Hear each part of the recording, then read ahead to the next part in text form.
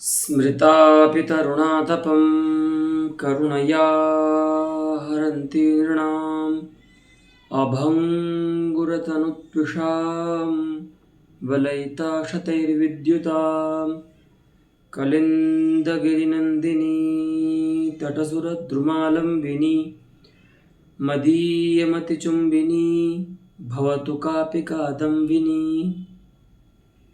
तत्र रसगंगाधरस्य पाठक्रमे द्वितीयायने पाठः प्रवर्तते, यत्र लक्षणामूलध्वनेरङ्गतया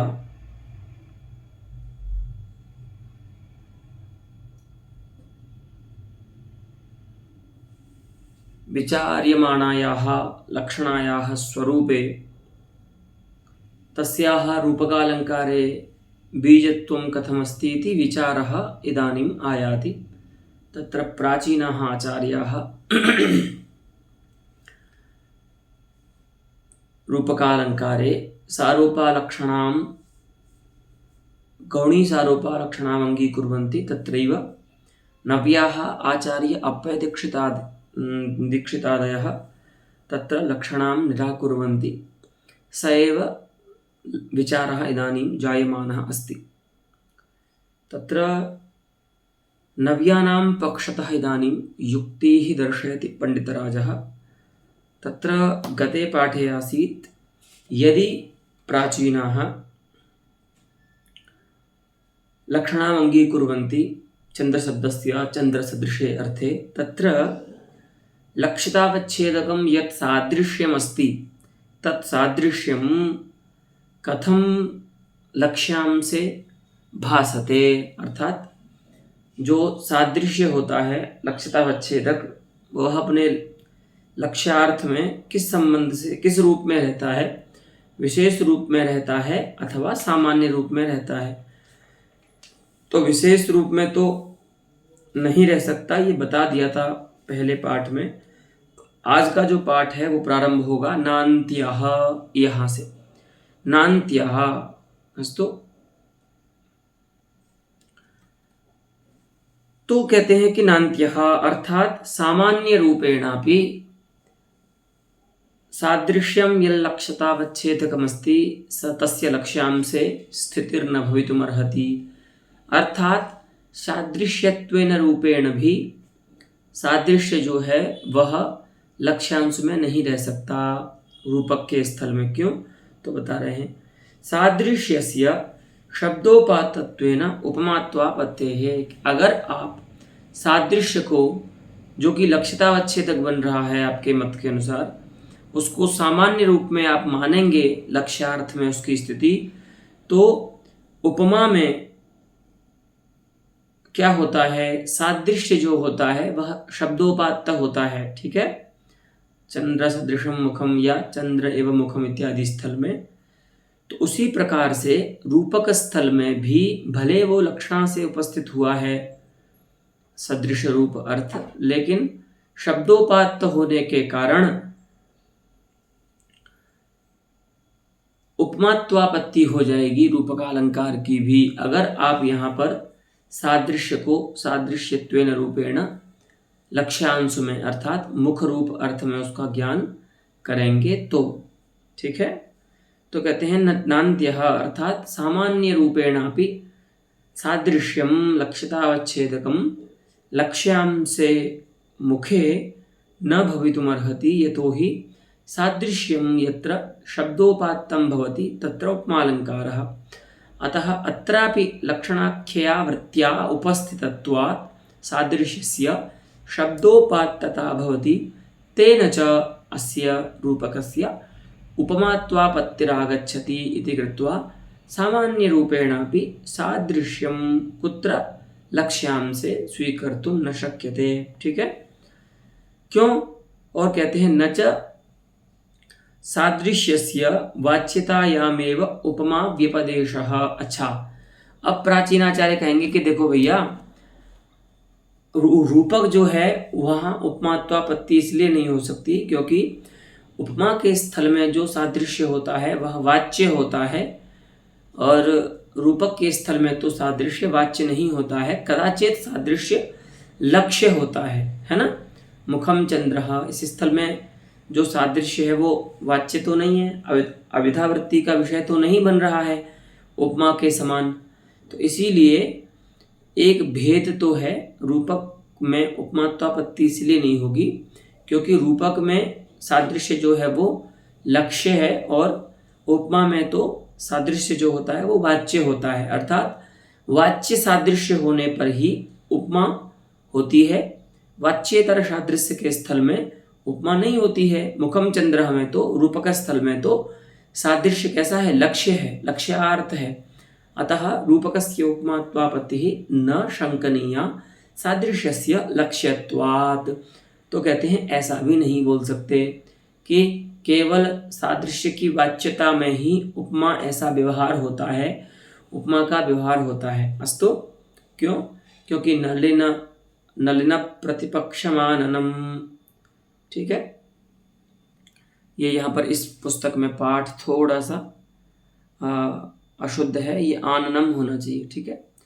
एक नकार यहाँ पर कम है। नलिन प्रतिपक्षमाननम अर्थात कमल का प्रतिपक्ष है तुम्हारा जो आनन है, प्रतिपक्ष माने शत्रु है।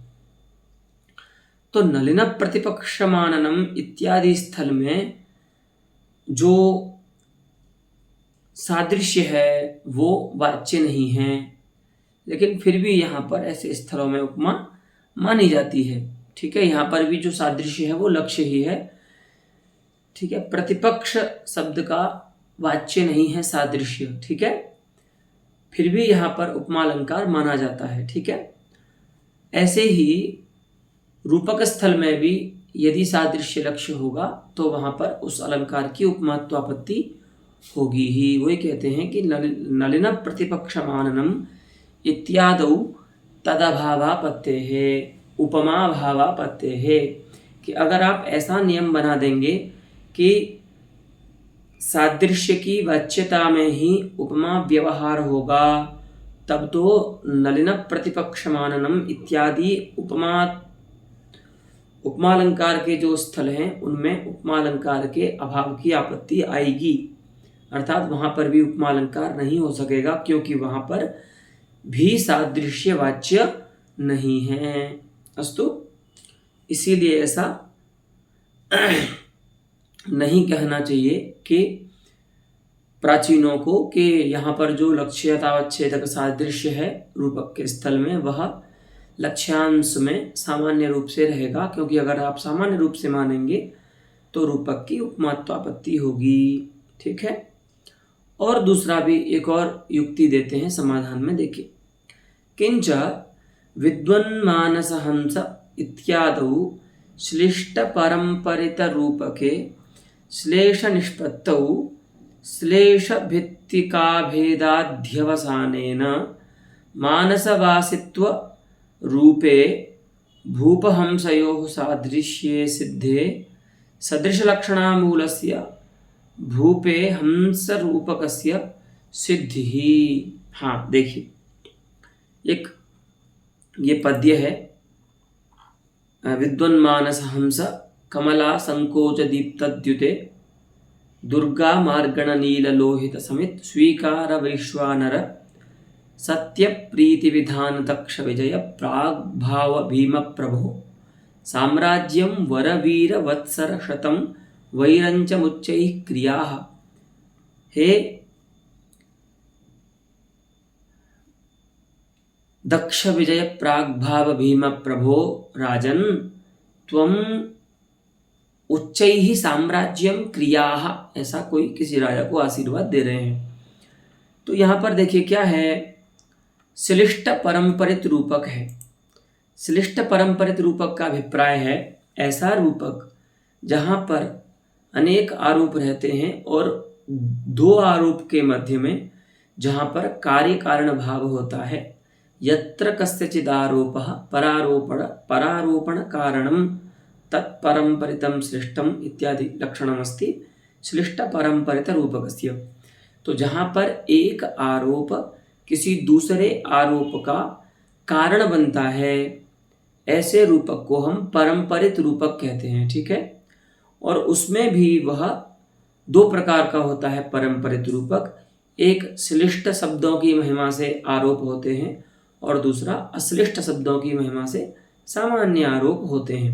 ठीक है, तो यहाँ पर क्या है, इस पद्य में विद्वन् मानस हंस इत्यादि में श्लिष्ट परंपरित रूपक है, अर्थात शब्द श्लिष्ट हैं जिनके दो दो अर्थ होते हैं, तो वहाँ पर एक अर्थ का जो अप्रस्तुत अर्थ है उस अर्थ का प्रस्तुतार्थ पर आरोप है। ठीक है, और जो आरोप हंस का राजा पर जो आरोप है उसका कारण है। ठीक है, तो यहाँ पर इस प्रकार से इस पद्य के अर्थ को देखना चाहिए। तो ये क्या कहते हैं, जो नव्य आचार्य हैं अप्पय दीक्षित के मत में, वो कहते हैं कि देखिए यहाँ पर जो श्लिष्ट परंपरित रूपक है, तस्मिन् रूपके श्लेष निष्पत्तौ श्लेष भित्तिकाध्य अभेदाध्यवसानेन मानसवासित्व रूपे भूपहंसयोः सादृश्ये सिद्धे। हाँ, श्लेष की निष्पत्ति हो जाने पर, है ना, जब तक श्लेष की, देखिए पहले जो श्लिष्ट परंपरित रूपक है, हंस का जो राजा पर आरोप है वह आरोप है कार्य, और उस आरोप का कारण है मानस पर, हृदय पर मानस सरोवर का आदेश जो आरोप है। ठीक है, तो क्योंकि हंस का आरोप राजा पर करना है तो हृदय का आरोप, हृदय पर मानस सरोवर का आरोप किया गया, क्योंकि हंस जो है वो मानस सरोवर में रहता है। तो यहाँ पर जो मानस शब्द है वो क्या है, श्लिष्ट है। उसी को लेकर के बता रहे हैं कि श्लेष भित्तिक अभेदाध्यवसानेन, श्लेष मूलक जो अभेदाध्यवसाय है उससे क्या होगा, मानसवासित्व रूपे भूपहंसयोः सादृश्ये सिद्धे। मानसवासित्व रूप जो राजा और हंस का सादृश्य है, सादृश्य का कोई रूप होता है ना, कोई एक धर्म समान धर्म जो होता है तत्प्रयोज्य सादृश्य होता है ना, तो यहाँ पर हंस और राजा के मध्य में क्या साधर्म्य है, किम रूप सादृश्य है, तो मानसवासित्व रूप सादृश्य है। राजा भी मानसवासी है, अर्थात हृदय में रहता है अपने प्रजा के, और यह जो हंस है ये भी मानसवासी है, अर्थात मानस सरोवर में रहता है। तो मानसवासित्व रूपे भूपहंसयोः सादृश्ये सिद्धे। ठीक है, सदृश लक्षणा मूलस्य भूपे हंस रूपकस्य सिद्धि। पहले मानसवासित्व रूप सादृश्य की सिद्धि हो जाने पर भूप पर जो हंस का रूपक है, हंस का जो आरोप है उसकी सिद्धि होती है, जिसमें आप लक्षणा मान रहे हो, सदृश लक्षणा मूलस्य भूपे हंस रूपकस्य सिद्धि। तो यहाँ पर क्या हुआ, परस्पराश्रय हो रहे हैं। देखिए एक जगह श्लेष जो है वह रूपक का आधार बन रहा है, अर्थात जब तक श्लेष नहीं करोगे आप दो अर्थों में, मानस शब्द में श्लेष नहीं मानोगे, तब तक उनके दो अर्थ नहीं होंगे, मानस सरोवर और हृदय। और जब तक मानस पर माने हृदय पर मानस सरोवर का आरोप नहीं होगा जो कि श्लेष के कारण हो रहा है, तब तक हंस का आरोप भूप पर सिद्ध नहीं होगा। तो यहाँ पर क्या हुआ, हंस का जो राजा पर आरोप है उसके मूल में कौन है, श्लेषालंकार है। ठीक है, वही कह रहे हैं श्लेषः भित्तिः यस्य सः श्लेष भित्तिकः अभेदाध्यवसायः अथवा अभेदाध्यवसानं तेन श्लेष भित्तिकेन अभेदाध्यवसानेन मानसवासित्व रूपे सादृश्ये सिद्धे हंसस्य भूपे आरोपस्य सिद्धिर्भवति। अच्छा, जब वो रूपक सिद्ध हो गया, अर्थात हंस का राजा पर आरोप जब सिद्ध हो गया, तस्यां च सत्याम, अर्थात हंसस्य भूपे आरोप सिद्धौ सत्यां सरो मनोरूपार्थ अर्थद्वया विधान लक्षणस्य श्लेषस्य निष्पत्ति ही, और तब जाकर के जो श्लेष है ना, सरोवर और मन, इन दो अर्थों को बताने वाला सरह मनोरूप अर्थद्वया विधान लक्षणम लक्षणः यह श्लेषः अस्ति तस्य श्लेषस्य निष्पत्ति। और जब आरोप सिद्ध हो जाता है राजा पर हंस का, तब जाकर के श्लेष की निष्पत्ति होती है। श्लेष भी पहले निष्पन्न नहीं होता है, तब जाकर के श्लेष की निष्पत्ति होती है, कि जो कि श्लेष दो अर्थों को बता रहा है। मानस शब्द से सरोवर अर्थ को बता रहा है और मन रूप हृदय रूप अर्थ को बता रहा है। तो ये क्या हो गया, परस्पराश्रय हो गया, कि रूपकालंकार की सिद्धि में श्लेष आधार बन रहा है और श्लेष की निष्पत्ति में रूपक आरोप जो है, हंस का राजा पर जो आरोप है वो हेतु बन रहा है। ठीक है, तो इसलिए परस्पराश्रय हो गया।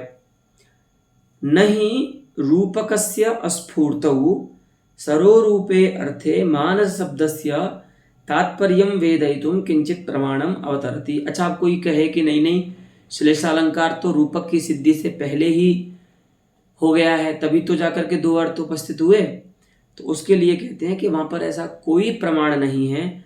रूपक के अतिरिक्त, माने हंस के राजा पर आरोप रूप जो रूपक है ना, उस रूपक के अतिरिक्त कोई प्रमाण नहीं है जो सरोवर रूप जो अप्रस्तुतार्थ है ना, उस अप्रस्तुत अर्थ में मानस शब्द के तात्पर्य को बताए। ठीक है, एवं अप्रस्तुते मानस शब्दस्य सरोरूपार्थे तात्पर्यं वेदयितुं नहि किंचित प्रमाणम तत्र अस्ति रूपकात् ऋते। ठीक है, रूपक से अतिरिक्त कोई प्रमाण नहीं है जो ये बता सके कि यहाँ पर मानस शब्द का जो तात्पर्य है वह मान सरोवर रूप अप्रस्तुतार्थ में भी है कवि का। रूपक ही बताता है। क्यों? क्योंकि जब हम देखते हैं कि कवि जो है वह हंस का आरोप राजा पर कर रहा है, तो इसका मतलब उसने जो मानस शब्द प्रयोग किया है वह श्लिष्ट होना चाहिए। क्यों? क्योंकि मानस शब्द के दो अर्थ होंगे, तभी जाकर के हंस का जो राजा पर आरोप है वो सिद्ध हो सकेगा। कि जैसे हंस जो है वो मानसवासी होता है, उसी प्रकार से अयम भूपोपि मानसम तत्र अधितिष्ठति, है ना। तो वही कहते हैं कि नहीं रूपकस्य अस्फूर्तो, जब तक रूपक स्फूर्त नहीं होगा, स्पष्ट नहीं होगा, तब तक मानसरोवर रूप अर्थ में मानस शब्द का तात्पर्य बताने वाला कोई प्रमाण नहीं है। इसीलिए हम क्या कह रहे हैं कि रूपक की सिद्धि में श्लेष और श्लेष की सिद्धि में रूपक, ये दोनों एक दूसरे की निष्पत्ति में साधक होने से यहाँ पर इन दोनों में परस्पराश्रय दोष होगा, अन्योन्याश्रय दोष आएगा, है ना। स्फुरते तो रूपके, और जैसे ही रूपक की स्फूर्ति होती है, रूपक स्फुरित होता है, वैसे ही क्या होता है, तद घटक सादृश्यन्यथानुपपत्ति रूपेण प्रमाणेन अर्थद्वया भेद बोध फलकस्य तदुभय प्रतिपादनात्मनः श्लेषस्य निष्पत्ति ही। और जैसे ही हंस का राजा पर आरोप रूप जो रूपक निष्पन्न होता है, वैसे ही क्या होता है, उस रूपक का घटक क्या है, सादृश्य। ठीक है, आपके मत में, माने प्राचीनों के मत में, उस रूपक का घटक है सादृश्य, और सादृश्य जो है वह किसी धर्म विशेष के, साधारण धर्म विशेष के ज्ञान के बिना नहीं हो सकता। तो वह साधारण धर्म क्या है, मानसवासित्व है। इसीलिए सादृश्य जो है वह बिना दो अर्थों के ज्ञान के नहीं हो सकता। अर्थात मानसवासित्व रूप जो साधर्म है वह बिना दो अर्थों के ज्ञान के नहीं आ सकता। इसीलिए अन्यथा अनुपपत्ति रूपक प्रमाण के रूपक का घटक जो सादृश्य है, वह सादृश्य यहाँ पर तब तक नहीं हो सकता जब तक मानस शब्द के दो अर्थ न होवें, है ना।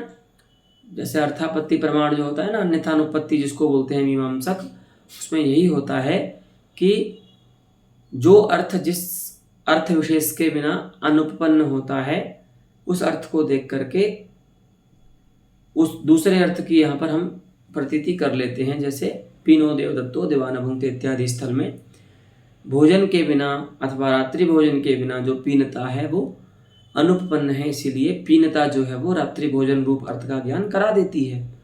उसी प्रकार से यहाँ पर जो सादृश्य है वह सादृश्य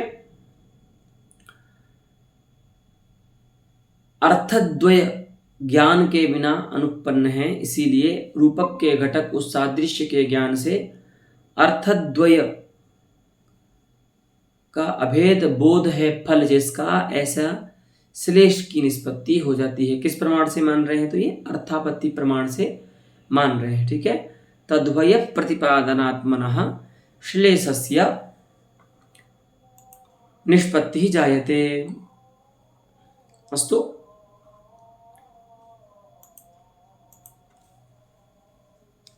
तो इसका मतलब परस्पराश्रय दोष भी आ रहा है आपके मत में। अगर हम रूपक स्थल में लक्षणा माने, ठीक है, आरोप्यमाण जो शब्द है, चंद्र आदि शब्द, उपमानवाचक जो शब्द है, उस शब्द की तत्सदृशार्थ में लक्षणा मानेंगे तो रूपक स्थल में जहाँ पर श्लिष्ट परंपरित रूपक है, रूपक सामान्य की बात तो हम नहीं कह रहे हैं, लेकिन श्लिष्ट परंपरित रूपक में अन्योन्याश्रय दोष आएगा, ठीक है, रूपक और श्लेष में। जबकि ऐसा नहीं होता है, श्लेष जो होता है वह रूपक का अंग होता है। अस्तु।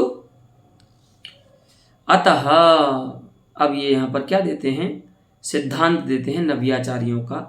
अतः नामार्थयोः अभेदान्वय सरणिरेव रूपक स्थले रमणीया। ये एकदम सिद्धांत पंक्ति है नव्याचार्यों की, आचार्य अप्पय दीक्षित की, कि हमने आपको इतनी युक्तियां दी जिनसे सिद्ध होता है कि रूपक स्थल में दो नामार्थों का अभेद आहार या भेदान्वय बोध ही मानना चाहिए। बलात् वहाँ पर लक्षणा करने की आवश्यकता नहीं है। लक्षणा करने पर ये वहाँ पर आपको समस्याएं होंगी, ठीक है। एक तो पहले बता दिया कि आप लक्षणा मानेंगे तो लक्ष्यावच्छेदक का जो भान करना होता है लक्ष्यांश में, वो आप कैसे करेंगे? न तो वो विशेष रूप से भान होगा उसका, और ना ही वो सामान्य रूप से रह सकता है। कथमपि उसको मान भी लें तो भी यह जो श्लिष्ट परंपरित रूपक है विद्वन मानस हंस इत्यादि स्थल में, ऐसे श्लिष्ट परंपरित रूपक में समस्या होगी, ठीक है, क्योंकि वहाँ पर अन्योन्याश्रय दोष आ जाएगा रूपक और श्लेष में, ठीक है। अतः हम कहते हैं कि नामार्थ जो दो हैं उनका अभेदान्वय बोध ही करना चाहिए। आहार्य भेदान्वय बोध दो वाच्यार्थों का ही करना चाहिए। अस्तु। अब यहाँ पर फिर से प्राचीनों के सिद्धांत को लेकर के एक चलते चलते और एक दूषण दे रहे हैं। देखिए नव्याचार्यों के पक्ष से पंडित राज, सदृश लक्षणायाः फलम रूपके ताद्रूप्य प्रत्यय इत्यपि न हृदयंगमम, कि आपने जो एकदम सबसे पहले अपने सिद्धांत की भूमिका में बोला था कि जब आप ये बता रहे थे कि उपमा से रूपक का जो बोध विलक्षण्य है वो ये है कि रूपक स्थल में चूंकि लक्षणा होती है, इसीलिए लक्षणा के फल के रूप में ताद्रूप्य संवेदन होता है। उपमा में तो ऐसा कोई ताद्रूप्य संवेदन नहीं होता, इसीलिए स्वरूप संवेदनांश को लेकर के यद्यपि अवैलक्षण्य हो बोध में रूपक और उपमा में, लेकिन ताद्रूप्य प्रतीति रूप जो द्वितीय बोध है वह तो सर्वथा विलक्षण ही है रूपक स्थल में, उपमा स्थल में वो नहीं होता है। तो वह बात भी आपकी ठीक नहीं है। ऐसा जाते जाते एक और दोष दिखा रहे हैं प्राचीनों के मत में, ठीक है, आचार्य अप्पय दीक्षित के पक्ष से। कि सदृश लक्षणा का जो फल होता है वो आपने क्या बताया था? वो बताया था आपने रूपक में ताद्रूप्य का जो प्रत्यय है, ताद्रूप्य की जो प्रतीति है प्रस्तुत पदार्थ में, अप्रस्तुत के ताद्रूप्य की प्रतीति जो प्रस्तुत पदार्थ में होती है वही लक्षणा का फल है। तो कहते हैं ये भी हृदयंगमम नहीं है, ये भी हृदयग्राही तथ्य नहीं है आपका। क्यों? क्योंकि तत्सदृश इति शब्दात् सादृश्य प्रत्यय सत्यपि ताद्रूप्य प्रत्ययापत्ते है कि अगर, क्योंकि लक्षणा भी शब्द व्यापार ही है, वो शब्देतर व्यापार नहीं है। जो आप ये कहोगे जब अभिधा से सदृश सादृश्य अर्थ उपस्थित होगा तब तो वहाँ पर वो वाच्य होगा, तब तो वहाँ पर ताद्रूप की प्रतीति नहीं होगी। लेकिन लक्षणावृत्ति से जब वो अर्थ आएगा, अथवा हम तो कहते हैं व्यंजना से भी आए, ठीक है, व्यंजना भी तो शब्द व्यापार ही है। नहीं तो आप ये कहोगे ना कि प्रयोजन की प्रतीति तो व्यंजना व्यापार से होती है। ठीक है, व्यंजना से भी आए तो भी तो वो शब्दोपात्य ही कहलाएगा, सादृश्य अथवा जो भी ताद्रूप्य प्रत्यय है। तो वही कह रहे हैं कि तत्सदृश इति शब्दात् सादृश्य प्रत्यय सत्यपि ताद्रूप्य प्रत्ययापत्ते है कि जब सादृश्य रूप अर्थ के लक्षणा से उपस्थित होने पर आप रूपक स्थल में ताद्रूप्य प्रत्यय मान रहे हैं, तो फिर जहाँ पर उपमा स्थल में सादृश्य रूप अर्थ शब्देन उपात्त है, उस स्थल में भी ताद्रूप्य प्रत्यय की आपत्ति आएगी। वहाँ पर भी ताद्रूप्य प्रत्यय माना जाएगा, वहाँ पर भी ताद्रूप्य प्रत्यय होने लगेगा। क्योंकि भेद क्या है भाई, दोनों जगह तो सादृश्य बोध विषय बन ही रहा है ना। रूपक स्थल में भी सादृश्य है ही, है ना, लक्ष्यार्थ का घटक है, लक्षणावच्छेदकतया प्रतीत हो रहा है। और उपमा स्थल में भी सादृश्य है। तो यदि आप रूपक स्थल में सादृश्य के रहने पर भी ताद्रूप्य प्रत्यय मान रहे हो, तो जहाँ पर शब्द से कहा गया है सादृश्य को उपमा स्थल में, वहाँ पर भी आपको ताद्रूप्य प्रत्यय मानना होगा, जबकि ऐसा नहीं होता है। उपमा स्थल में ताद्रूप की प्रतीति नहीं होती है, ठीक है।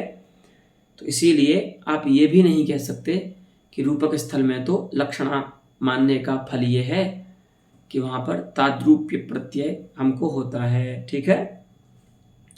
इत्याहुः एवं नव्याचार्यैः प्राचीनानां ममटादीनां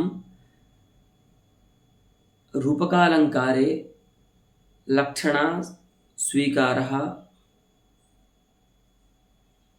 इति यन्मतमासीत् तत् निरस्तं प्रायः। अस्तु, अत्रेदं विचार्यते। अब यहाँ से प्रारंभ होगा नवीन मत का जो खंडन है। देखिए, अत्रेदं विचार्यते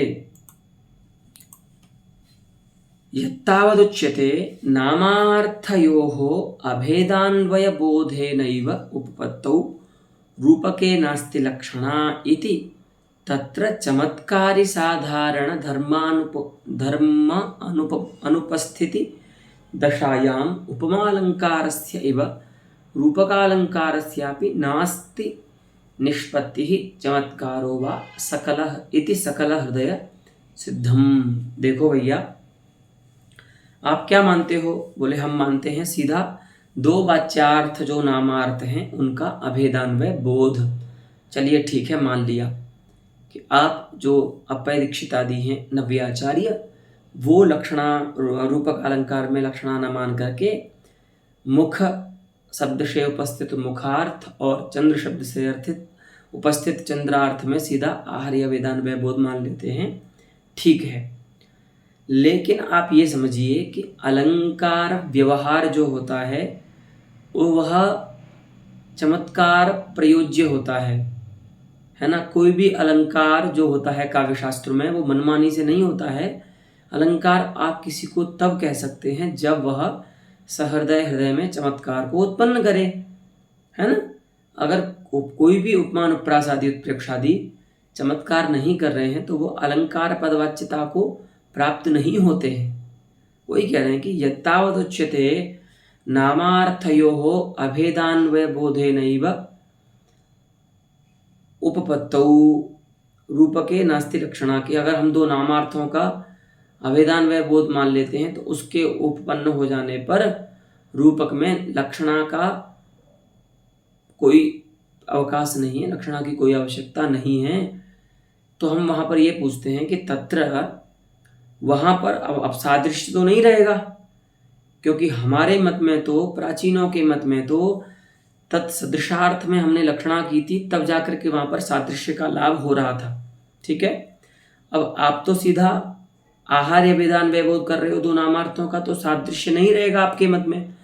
तो अगर सादृश्य नहीं है तो चमत्कारी जो साधारण धर्म है, क्योंकि वो सादृश्य जो होता है वो तत्प्रयोज्य होता है ना, साधारण धर्म के द्वारा सादृश्य जो होता है, इसमें दो मत हैं। कुछ आचार्य साधारण धर्म रूप ही सादृश्य मानते हैं और कुछ आचार्य साधारण धर्म से प्रयोज्य सादृश्य को मानते हैं। तो कथनचित अपि जब आपने सादृश्य ही नहीं माना तो वहाँ पर साधारण धर्म का ज्ञान नहीं होगा, और साधारण धर्म का ज्ञान नहीं होगा तो वहाँ पर चमत्कार नहीं होगा। ठीक है, क्योंकि चमत्कारी जो होता है वो उपमा आदि स्थल में साधारण धर्म का ज्ञान ही होता है। ठीक है, केवल सामान्य शुष्क किसी का उपमा देने से कोई चमत्कार नहीं होता है, साधारण धर्म का ज्ञान होना चाहिए।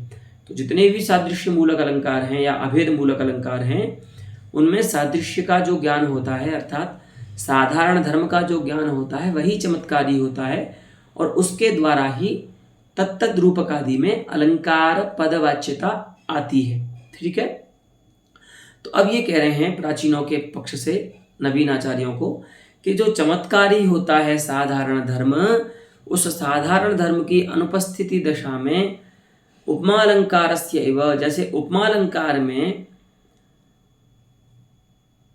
हानि होती है ना, अलंकारता की या चमत्कार की, उसी प्रकार से रूपकालंकारस्यापि नास्ति निष्पत्ति ही, रूपकालंकार की भी निष्पत्ति नहीं होगी, अथवा निष्पत्ति हो भी जाए तो चमत्कार नहीं होगा जब तक साधारण धर्म का ज्ञान नहीं होगा। आपके मत में ये समस्या हो रही है कि आप लक्षणा तो भले ना माने, लेकिन लक्षणा नहीं मानेंगे तो सादृश्य का ज्ञान कैसे होगा, और सादृश्य का ज्ञान नहीं होगा तो साधारण धर्म का ज्ञान कैसे होगा, और साधारण धर्म का ज्ञान नहीं होगा तो चमत्कार नहीं होगा, और चमत्कार नहीं होगा तो रूपकालंकार की निष्पत्ति कैसे होगी। इदानीम इयं परिपृच्छा अस्ति कुत्र नव्येषु। अतः इस और क्यों ऐसा होता है तो बता रहे हैं, कथम अन्यथा भारतम नाकमंडलम नगरम विधुमंडलम इत्यादि वाक्य श्रवणानंतरम अनुन्विषन्त्याः रूपक प्रतिपत्ते। देखो, हाँ, हम आपको दो ऐसे स्थल बताते हैं जहाँ पर पहले माने बिना साधारण धर्म के सुनने पर रूपकालंकार नहीं होता है ना, क्योंकि साधारण धर्म का ज्ञान नहीं हो रहा है तो कोई चमत्कार ही नहीं होगा, है ना।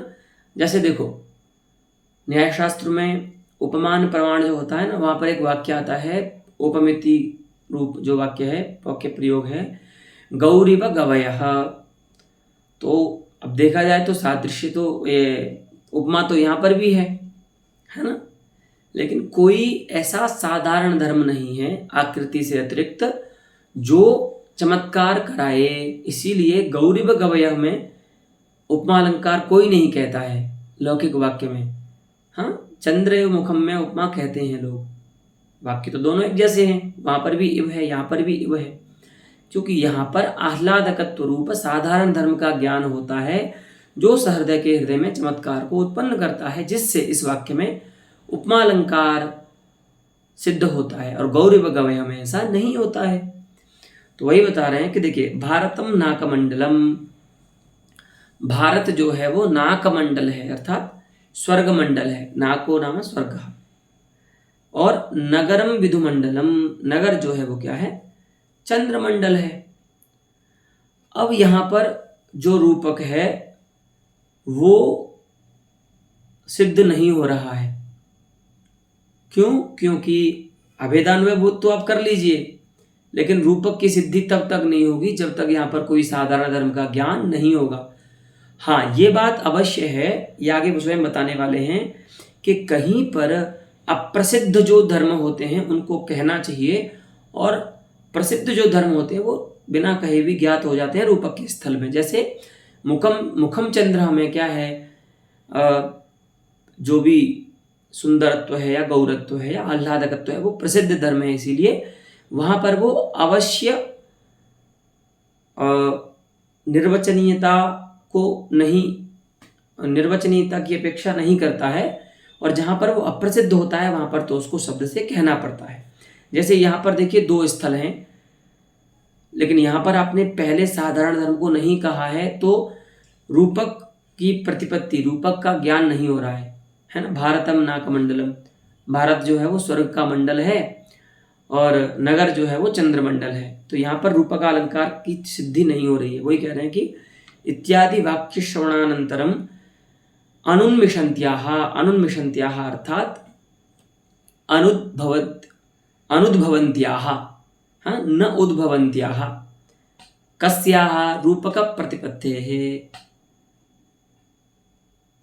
भारतम नाकमंडलम नगरम विधुमंडलम, इन वाक्यों को सुनने के बाद जो रूपक की प्रतिपत्ति नहीं हो रही थी वही रूपक की प्रतीति होने लगी। कब? जब आपने 2 विशेषण सुन लिए। कौन कौन से? सुपर्वालंकृता सकल शब्दादि श्रवणोत्तरमेव समुन्मेषः, तस्याः प्रतीतेः समुन्मेषः जातः, रूपक प्रतिपत्तेः समुन्मेषः जातः। तुरंत रूपक की प्रतिपत्ति हो गई। कब? जब आपने ये 2 विशेषण सुन लिए। कौन कौन से? सुपर्वालंकृत भारतम नाकमंडलम सुपर्वालंकृत शोभते।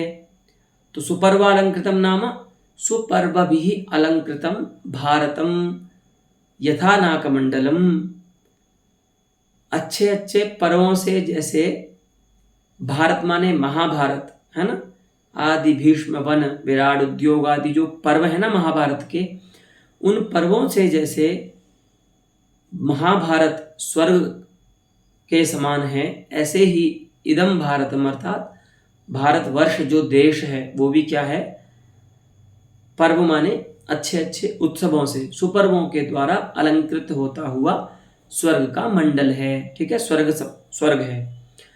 तो जैसे ही आपको सुपर्वालंकृतत्व का ज्ञान हुआ है ना, वैसे ही आपको यहां पर रूपक का ज्ञान हो गया। तो इसका मतलब क्या है कि साधारण धर्म का जो ज्ञान है उसी से रूपक की निष्पत्ति होती है।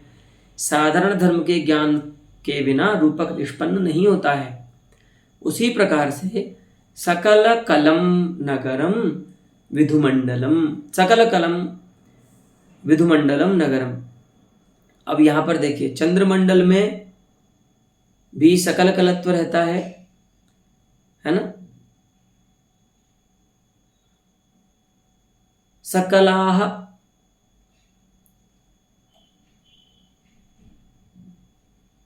च ताः कलाः, सकल कलाः तत्सकलकलम विधुमंडलम, अर्थात कलाओं के सहित जो है। तो विधुमंडल में भी क्या रहता है, सकल कलत्व रहता है, और कलकलेन सहितम अर्थात कोलाहलेन सहितम सकल कलम अर्थात नगरम। तो नगर में क्या होता है, कलह होता है, कलकल होता है, शब्द होता है। तो वहां पर भी सकल कलत्व रहता है नगर में, और विधुमंडल मान चंद्र में भी सकल कलत्व रहता है। इसीलिए जैसे ही आपको ये ज्ञान हुआ कि सकल कलत्व रूप साधारण धर्म है दोनों में, वैसे ही आपको इस वाक्य में भी नगरम विधुमंडलम, इस वाक्य में भी रूपक का ज्ञान होने लगा, रूपक की जो प्रतिपत्ति थी उसका उन्मेष हो गया। तो कहने का अभिप्राय ये है कि रूपकालंकार की निष्पत्ति साधारण धर्म के ज्ञान पर अधीन है। ठीक है, उसका जो ज्ञान है साधारण धर्म का उस पर आश्रित है रूपक की निष्पत्ति। और आपके मत में तो साधारण धर्म का ज्ञान संभव ही नहीं है। क्यों? क्योंकि आपके मत में तो आहार्य वेदान्वय बोध होता है जो किसी की भी अपेक्षा नहीं करता है। हमारे मत में तो लक्षणा मानते थे हम, और लक्षणा में सादृश्य घटक बनता है लक्ष्यार्थ में, और इसीलिए वहाँ पर साधारण धर्म का ज्ञान हो जाता था। लेकिन आपके मत में तो ऐसा कुछ भी नहीं है। तो वही कहते हैं कि समुन्मेषः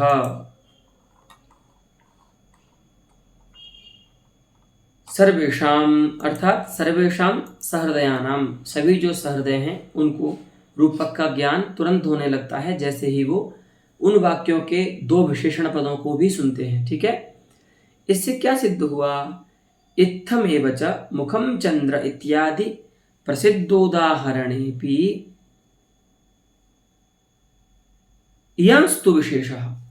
अच्छा, जो मुखम चंद्र इत्यादि रूपक के उदाहरण हैं वहां पर तो वहां पर भी इसी प्रकार से जानना चाहिए। लेकिन आप कहोगे कि साहब वहां पर तो ऐसा कोई विशेषणवाची शब्द या साधारण धर्मवाची शब्द दिखाई नहीं दे रहा है।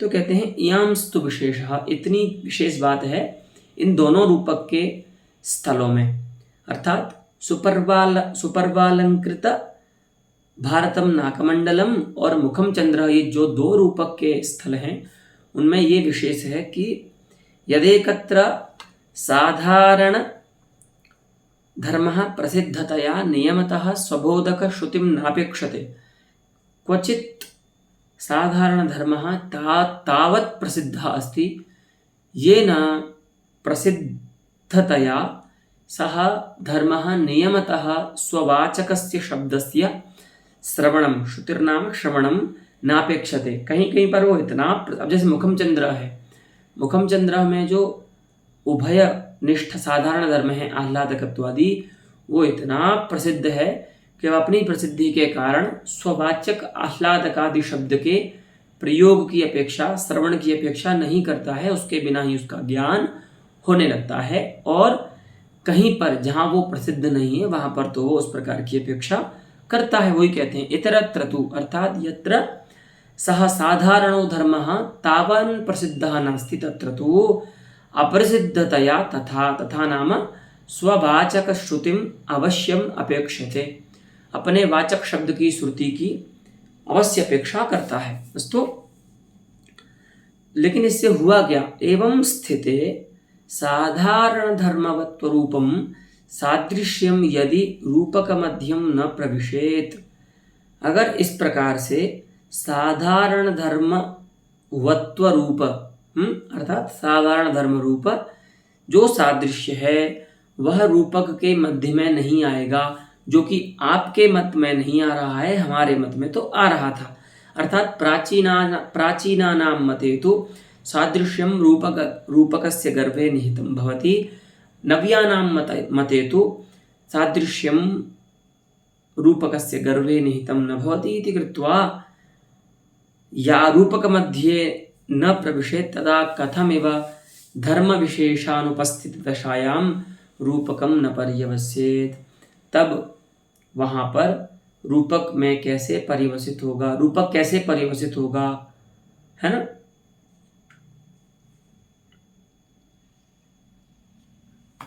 क्योंकि धर्म विशेष की अनुपस्थिति है ना, वहाँ पर धर्म विशेष की अनुपस्थिति दशा में तो रूपक का ज्ञान नहीं हो सकता है, हमने आपको बताया अभी।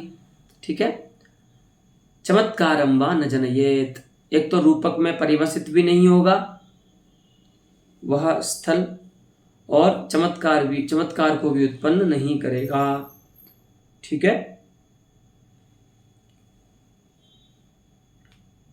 उपमानोपमेयोः आहार्या अभेद बुद्धेः अनन्यापेक्ष परिवसानायाः साम्राज्यात्। हाँ, आप जो करते हैं उस बुद्धि में तो कोई अपेक्षा ही नहीं है, आहार्य भेदान्वय बोध में तो कुछ चाहिए ही नहीं सामग्री, मनमानी करो जहां पर भी करना है ना।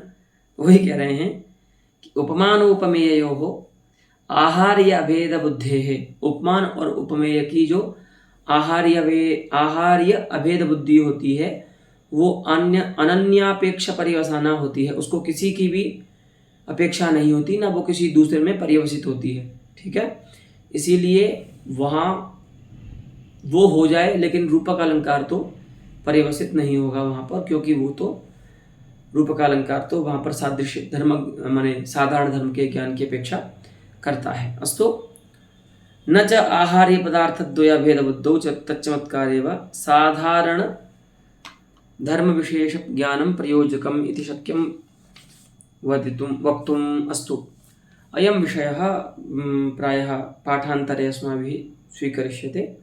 अत्र एतावता एव अलं पाठेन। अस्तु।